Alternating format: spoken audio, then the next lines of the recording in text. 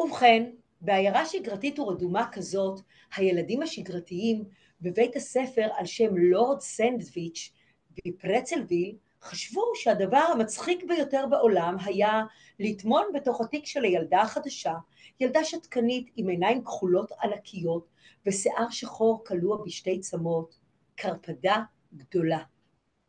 למעשה, הוגה הרעיון היה ג'ימי רד ספוט, הג'ינג'י של כיתה ד', ואם ג'ימי חשב שזה מצחיק, כל הכיתה חשבה בדיוק כמוהו. הבנות לא העזו לצייץ כי חששו שלמחרת גם הן יזכו לקבל קרפדה או משהו גרוע יותר בתוך התיק.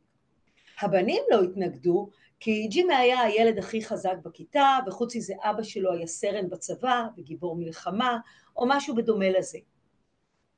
הקרפדה ישבה בשקט במהלך כמעט כל שיעור מדעים, ושמעה מתוך התיק את ההרצאה המרדימה של המורה, גברת ברומסטיק, על השמרים שכמו בקסם מטפיחים כל בצק, אבל בעצם אין כאן שום קסם אלא תהליך מדעי מדויק, עם נוסחה מתמטית פשוטה.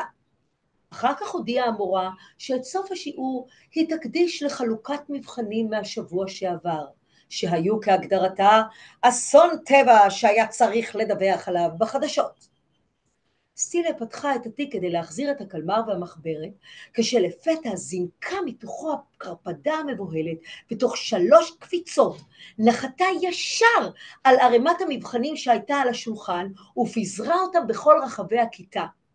גברת ברומסטיק פלטה צרחה, ובזמן שניסתה לקפוץ מהכיסא, התהפכה איתו על הרצפה, ראש למטה ורגליים למעלה. הילדות הצטרפו לצעקות וטיפסו בבהלה על השולחנות. לוסי ברנדל, היפהפייה המפונקת של הכיתה, התחילה לבכות וצרחה לבנים, איכס, תעיפו את זה מפה! אבל הבנים רק עמדו בצד והתפקעו מצחוק, חוץ מדייוויד דשווד, שחייך חיוך עיוור ולא העז לספר שגם הוא בעצם פוחד מקרפדות. רק סטיליה לא התרגשה. היא קמה בשקט מהכיסא והושיטה יד לקרפדה, בזמן שזו רבצה מבוהלת על השולחן וניפחה את צווארה. ואז, לתדהמת כולם, הביטה בקרפדה בסטיליה, סטיליה הביטה בקרפדה, וזו פשוט נקרא אל תוך ידה.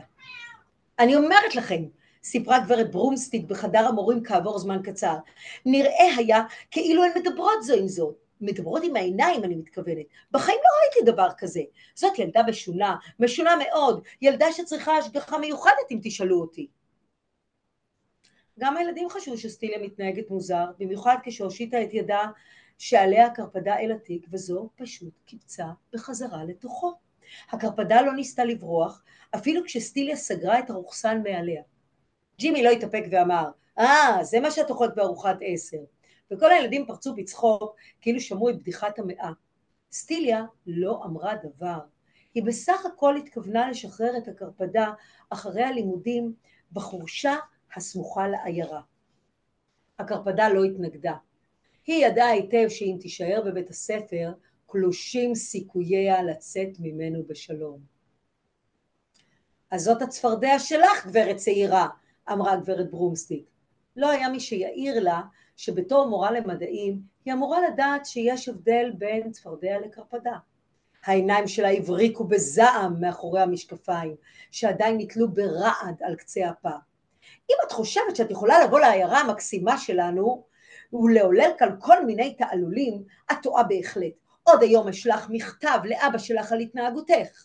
ואני דורשת לראות את החתימה שלו כבר מחר על הבוקר בשעת 0, ושיהיה לך ברור, גברת צעירה, לבית הספר הזה מביאים עפרונות ומחכים, לא צפרדעים.